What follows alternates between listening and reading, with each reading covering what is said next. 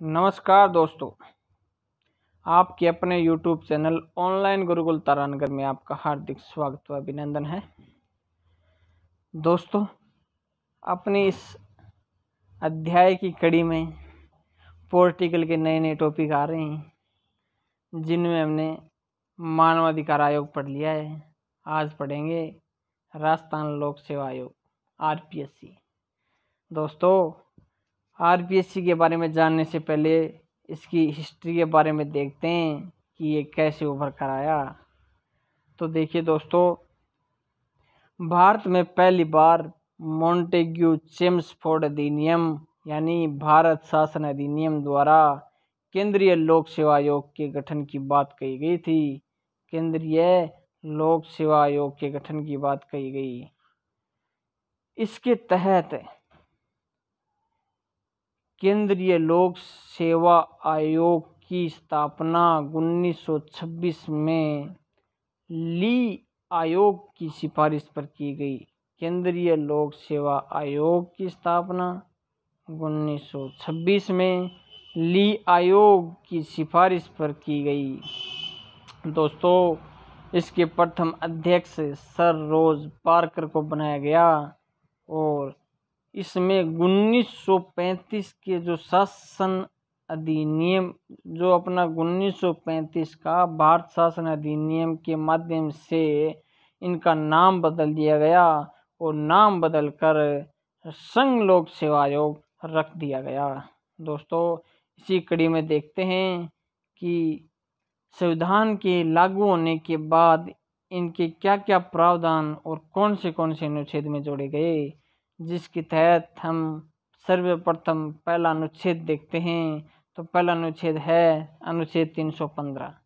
315 के अंदर यह प्रावधान किया गया कि केंद्र में लोक सेवाओं का आयोजन हेतु संघ लोक सेवा आयोग यानी UPSC का गठन किया जाएगा। इसी के साथ अनुच्छेद 315(1) में यह भी प्रावधान किया गया कि प्रत्येक राज्य में लोक सेवा आयोग का आयोजन करवाने के लिए लोक सेवाओं का आयोजन करवाने के लिए लोक सेवा आयोग यानी PSC जिसमें जिस राज्य में यह शुरू किया जाएगा उस राज्य का पहला अक्षर जोड़ दिया जाएगा। जिस प्रकार अपने राजस्थान में देखते हैं तो राजस्थान में RPSC बन जाती है। ऐसे ही अनुच्छेद 315 में देखते हैं तो 2 या 2 से अधिक राज्यों के लिए भी इसका प्रावधान किया गया है अनुच्छेद 315(2) में। तो इसमें यह कहा गया है कि 315(2) में कहा गया है कि इसमें आप संयुक्त लोक सेवा आयोग का गठन भी कर सकते हैं, जिसे संयुक्त PSC भी कहा जाता है, जिसे JPSC भी बोलते हैं, संयुक्त लोक सेवा आयोग। दोस्तों, इसी क्रम में अनुच्छेद 316 को देखते हैं तो अनुच्छेद 316 में यह प्रावधान किया गया है कि UPSC, संयुक्त PSC, UPSC हो गया, संयुक्त PSC हो गया, अन्य PSC हो गया, जिसमें अन्य की जगह किसी भी राज्य का पहला अक्षर आ जाता है, जैसे अपने राजस्थान के लिए RPSC आता है।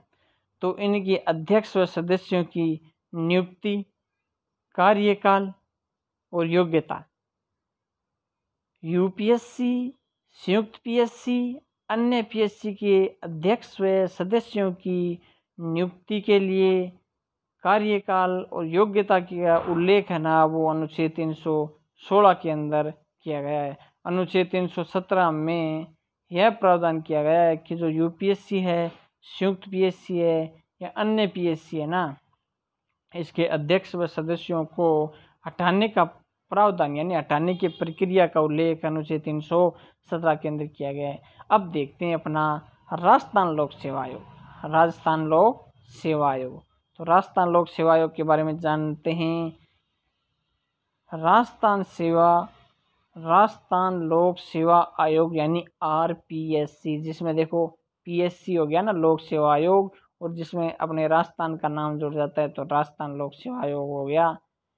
RPSC की स्थापना से पहले अपने यहाँ पे जोधपुर, जयपुर और बीकानेर में लोक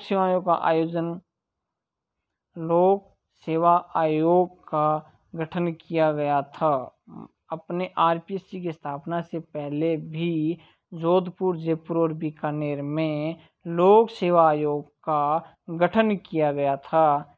तो देखते हैं कि अपनी आरपीएससी के बारे में जानते हैं। तो आरपीएससी के बारे में जानने के लिए देखते हैं कि आरपीएससी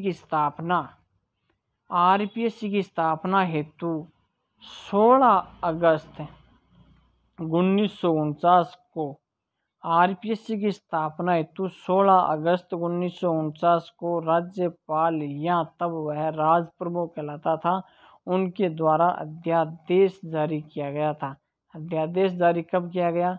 16 जनवरी 1949 को, 16 अगस्त 1949 को राज्यपाल या राज प्रमुख के द्वारा अध्यादेश जारी किया गया था।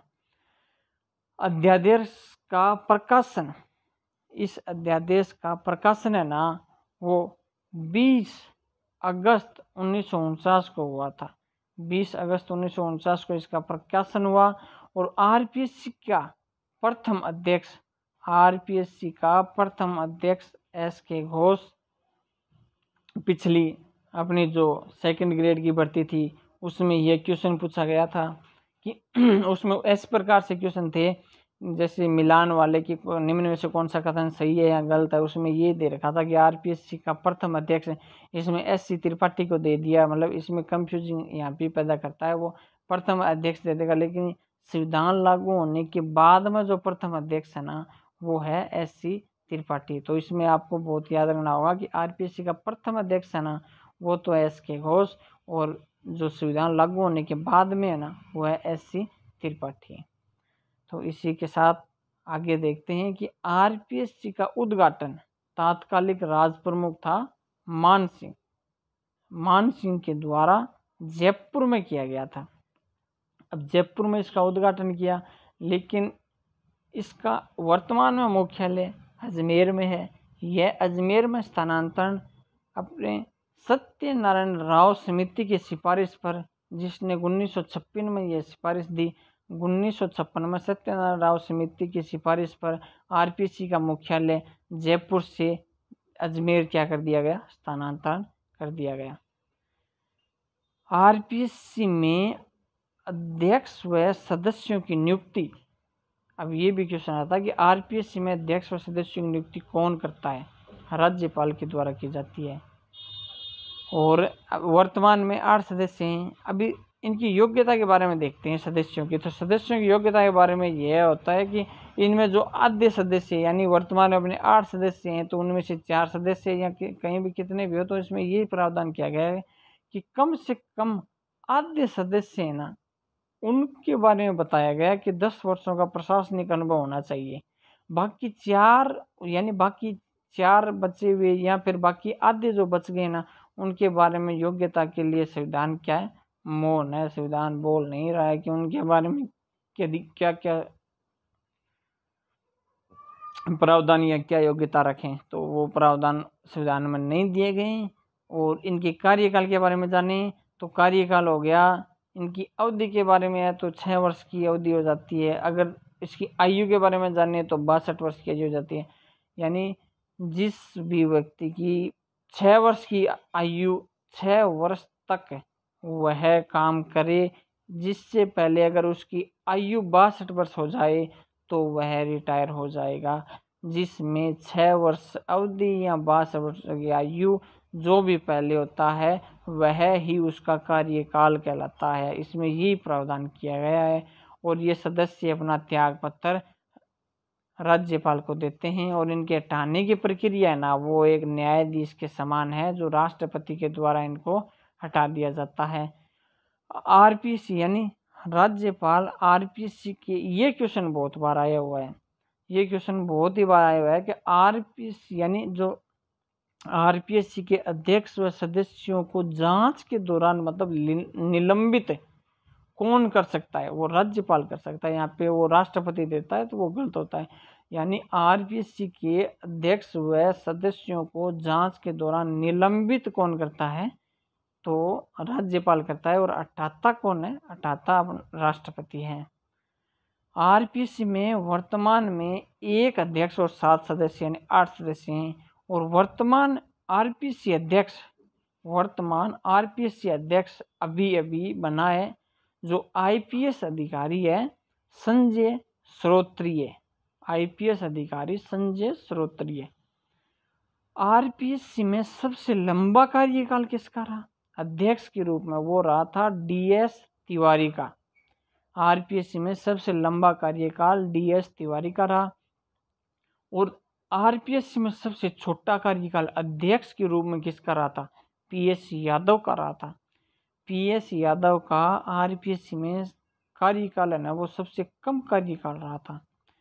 आरपीएससी के कार्य के बारे में जानते हैं, जिसमें हम देखते हैं कि यानी राजस्थान में लोक सेवा आयोग का आयोजन करवाता है और आरपीएससी से सरकार सुझाव भी मांग सकती है। तो इनके कार्य में सुझाव भी मांग सकती है। तो सुझाव कौन कौन से सुझाव मांग सकती है, जिसके बारे में देखते हैं कि पहला सुझाव है किसी लोक सेवा का एक लोक सेवा से दूसरी लोक सेवा में स्थानांतरण करना हो, या फिर पदोन्नति से संबंधित कोई मामला हो, या फिर अगर किसी लोक सेवक का पद पर रहते हुए कोई दुर्घटना घटित हो जाए तो परामर्श मांग सकती है सरकार भी आरपीएससी से। और इसमें एक महत्वपूर्ण अनुच्छेद भी है जो है अनुच्छेद 323, जिसमें यह प्रावधान किया गया है कि आरपीएससी अपनी जो वार्षिक रिपोर्ट है ना वो किसको सौंपता है? वो सौंपता है राज्यपाल को सौंपता है। धन्यवाद दोस्तों, आज की क्लास में इतना ही। आगे फिर मिलेंगे किसी नई वीडियो के साथ। तब तक के लिए धन्यवाद। बाय। ओके।